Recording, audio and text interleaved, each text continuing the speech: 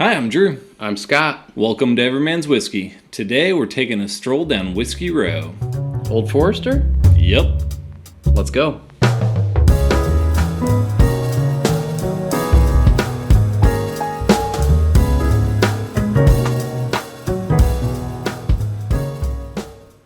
Today we're going down Whisky Row, sampling some Old Forester. Now, we've done Old Forester before. Mm-hmm. Back in Season 1, Episode 8, we had a lot of good facts, as I recall. Yeah, but Some of our best facts. this is the only one that we tried. Only did the 1910. Yep, on that episode. You wanted to do all of the Old Forester. Correct. Which is like 7 or 8. Yeah. And I said, nah. Yeah. So that's why we're revisiting and specifically doing Whisky Row. So we'll start off with the 1870, then we'll head over to the 1897, then the 1910, and we'll finish off on the 1920. I remember loving the 1910 Mm-hmm. It was tasty. and 1920 I've heard great things about. So it should be awesome. I'm excited to try them all Yeah, and give our thoughts. exactly. Let's get started.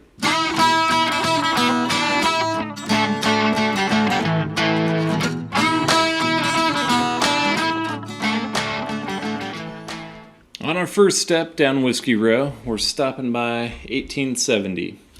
This guy is 90 proof and cost about $45. It says original batch right on the label there. Yep. And it is the true OG. This is a tribute to the original, back in the day, George Garvin Brown of Brown Forester. We talked about that in our first episode on Old Forester. Brown Foreman. Brown, yeah, sorry. Yeah. So, I say Brown Forester? yeah, Sorry. it's okay. Anyway, at that time, he was sourcing it from 3 different distilleries. He would combine them to create consistency. And so this one they create from 3 different warehouses Okay. that were distilled on different days and different proofs and combine them to make sure that it's uniform. I like To it. kind of, it's a little gimmicky, but it's cool. Okay. Tribute. Why Sure. not? I like the idea of it, Mm-hmm. so. Beautiful color. It's kind of a light amber, dark amber, medium amber. Which one is it? It's medium amber. I was You debating. said all 3. I Literally. know. Yeah, no, it's medium amber. Okay. I kept as I was spinning it, then the light would hit it different, and so that's why. That's really interesting. Can we taste it now? No, we have to on the nose. All right. 90 proof. Yeah, oak, caramel, fruit, kind of a fruity back of the nose. I enjoy it. Yeah, very, very good. Okay, going in. For the first sip of the day, that's not harsh. Pretty smooth going down. Mm-hmm. A lot going on. A lot of flavors. A lot of different fruit notes to it. You get obviously the traditional oak and caramel. But the fruit notes are quite pronounced. Mm-hmm. I don't know that I expected that. I wasn't expecting that either. I'm going in for 2. Okay, that's fair. The specific fruits, I'm getting like some apple, some pear. Yeah. I get apple. Great, like caramel, vanilla. The staples of a whiskey are there, but with the fruit combined, a little bit more pronounced. That's tasty. It is very tasty. What's this one run you? So 45. Okay. Yeah. On the back end, getting some whiskey. It's like as it's going down, Yeah, a little burn. Little burn. But getting cinnamon, Not overly harsh. nutmeg. No, it's not. But you definitely It's there. yeah, you're drinking whiskey. You know. Yeah, very tasty. So, I'm excited about the next one. Let's get head there. over to it.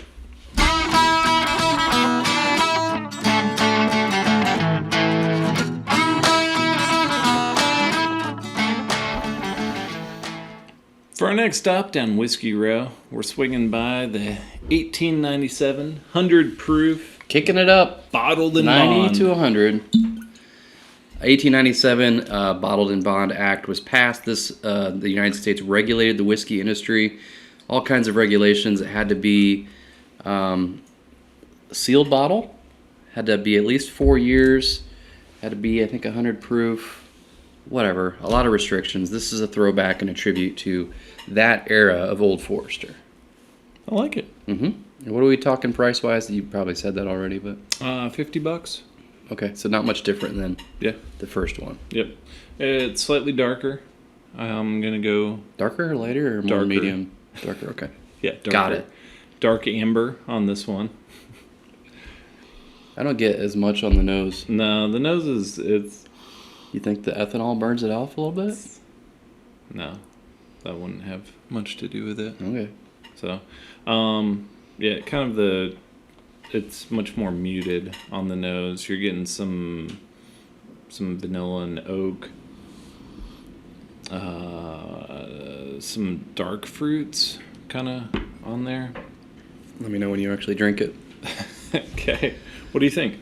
I like it. It's I don't really notice the 10-point difference in proof. It's not overly bitey or hot, even on the finish. Yeah. You notice the higher proof actually right on the tip of the tongue more than on the back. So I don't get all as much of the fruit notes in this one as the last. Not as much, but they're still prominent. But you're getting the classic, like, oak and char, little vanilla, not as much. Good call on the char. That is certainly there, prominent. It's solid effort, tasty, not like blowing me away. Yeah, well, it's really, it's solid. Yeah, I'd put good word, yeah. solid. It's solid. Yeah, I will say this: it has a good mouthfeel to it. Can you explain what that means? That means, like, as you're drinking it, then your mouth is happy. Like I was hoping you'd say something really dumb like that. Your mouth is happy. Okay. Yeah. No, it's a good mouthfeel. Okay. You got to try this for the mouthfeel, according to Drew. I would agree with that. All right. I like it. First one was maybe a little better, but we'll find out at the end. Yeah.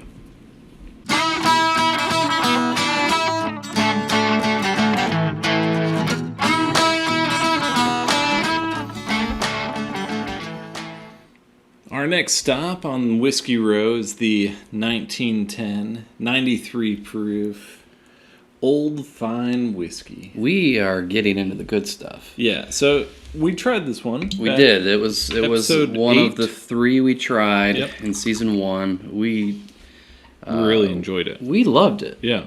It's a good one. But anyways, I'm going to share a bonus fact. I would recommend you watch season 1, episode 8, because it's got a lot of great information. But this one is like a life lesson in a bottle, because it proves that good things can come out of bad situations. 1910 was when there was the horrific fire at Old Forester. And they had matured whiskey that was ready to bottle, but the fire, they couldn't bottle it, so they put it in other barrels, making it the first double-barreled whiskey.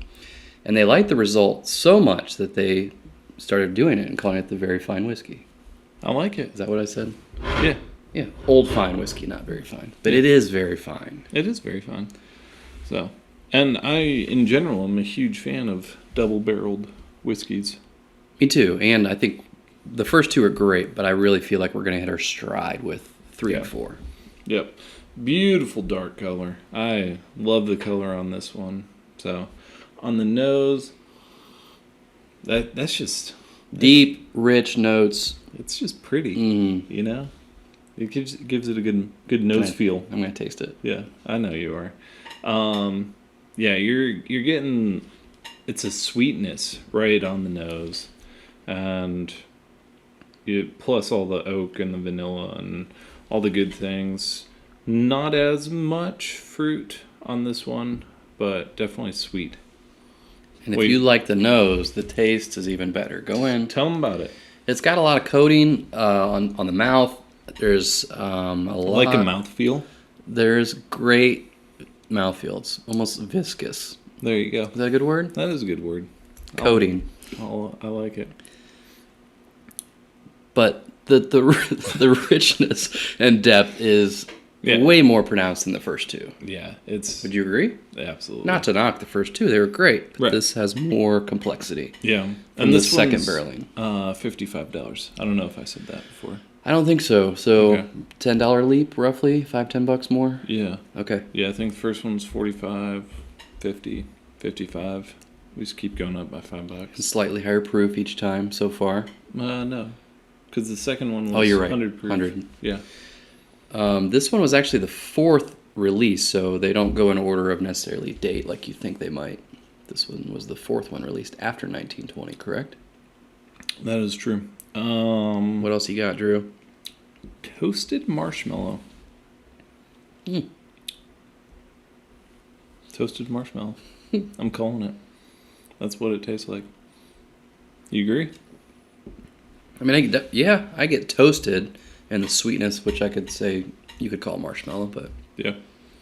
It's really tasty. would you say more of like a dessert whiskey? Oh yeah, I could definitely see. I would. A piece of cake with that, or just on its own? You could go either way. I think it'd be accepting. But it's phenomenal neat, I would also add. Yeah. That it doesn't necessarily need an ice cube. I don't have cake very often. No? Birthdays? Yeah, I think that's the only time that I ever actually have that's cake.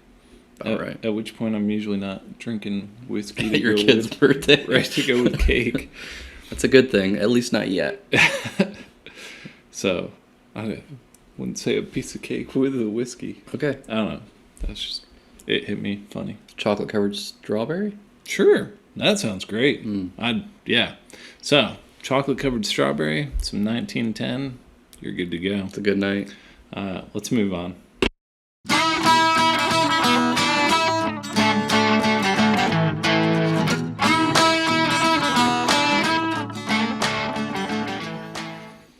For our final stop on Whiskey Row, we're swinging over to the Prohibition style 1920 115 proof for $60. Did you say 115 I proof? said 115 proof. Wow. I have enjoyed the journey down Whiskey Row, but this one is going to end with a bang, I feel like, with the 115. Yep. So, 1920, a dark moment in our country's history, right? Absolutely. Prohibition hits. Very sad. Hard to find whiskey anywhere unless you're making your own, except Old Forester was one of only 6 distilleries that were given permission to keep producing for medicinal uses. And so that's why this is a throwback to that style. Okay. And I think we're probably most excited to get into this one. Mm-hmm. Definitely. You've had this one quite a bit. Yeah. You rave about it. Yeah, it's one of my favorites. So I'm a huge fan. It's a nice dark color. Really, really pretty. Dark caramel. You said this one's how much again? 60. Okay. Yeah. Inching our way up on the price. Yep. So on the nose is beautiful. You get almost a chocolate to that. And so just the combination of the oak with the vanilla with the chocolate. Another kind of dessert Yeah. flavor to it Yeah. versus the first two. Mm-hmm. I'm excited. I already went in because I just know it's good. It's got all the flavors that you could possibly want. It's got some bang to it, man. That'll slap you. Oh yeah, it's 115 proof. I mean, it's noticeable. Yeah, it is. It's especially since the last one that we did was 93. Yeah, we went to 100 and back to 93, and then Right. bam, Yeah. right in So, my face. but even at 115 proof, It's not. No, like this is pretty close to cask strength, but you don't feel like you're drinking a cask strength. No, there's so much more like flavor and nuance, and yeah, it just tastes more like a dessert sipper that you could have neat or on ice and really take your time to enjoy. What do you get on the kind of the finish? It's like it's a sweet caramel creme brulee type thing going on. Because you've got all those different, individual notes, but all put together that I always think of creme brulee when I drink it. I could see that for sure. Yeah. So and with the oak and the vanilla and the sweetness, it's tasty. It's dang good. Mm-hmm. I'm excited to hear your conclusions on where we land with everything, but I know this one's going to be right up there at the top. Yep. All right.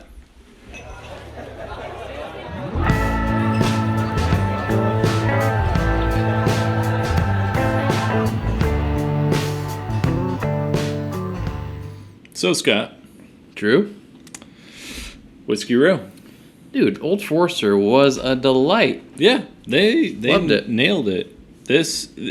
Okay, I would say if, like, for our viewers, if you kind of, in general, appreciate what we do and maybe want to do it at home just for fun sometime, Funsies. this is an excellent Yeah, one to go do. in with a few guys to help spread out the cost. Yeah, But just to try it and have all four in one sitting, it's an experience. it is. Yeah. And I feel like I know where you're going to land, but I want to ask you to tell me, instead of your favorite, Uh-huh. your least favorite, and least favorite's a harsh way to put it, Right. of these four to your most favorite. Man, How would you rank them? that one's slightly tough. I would say the 1897 is probably my least favorite. Really? Of these. Then this guy. Moment of truth? Okay. 1910. 1920 is your And crown. I knew you were going to go 1920. 1920. It's really good. I just love it. I think it's fantastic. Yeah, So, it is. And now, for you. Pretty dang close to yours. This was probably my least favorite, but it was still really good. It's worth trying. Yeah, it's really tasty. For sure. Yeah. But I just like the first one a little bit better than that. Okay. And really, like, I think most people are going to debate between these two. And I actually landed on the 1910, The old which might fine. shock some people because I think critical acclaim goes more to the 1920, closer to their birthday release that they do. Oh, okay. But the 93 proof suits me a little bit better and a little bit cheaper, not much. $5. But you still get so much of the nuance of the flavors of kind of a dessert whiskey, and I keep saying that. Maybe that's not the right protocol No, to that's use, fine. but Yeah. they're kind of similar, same family, Yeah. and I like the 1910 a lot. Yeah. So you're ending on the 1910. This is a 1910. Ah, and this is a What? 1920. What little bit is left. So we would love to hear what you guys think. Yeah, if you've had any of these, let us know your thoughts. And especially between these two, see Mm-hmm. which one's better. So thanks for joining us today on Every Man's Whiskey. Hey, if you wouldn't mind, I don't know, comment below, share, subscribe, like. All of those things are helpful to us at this juncture. Yeah, and remember, quality over quantity. Drink responsibly.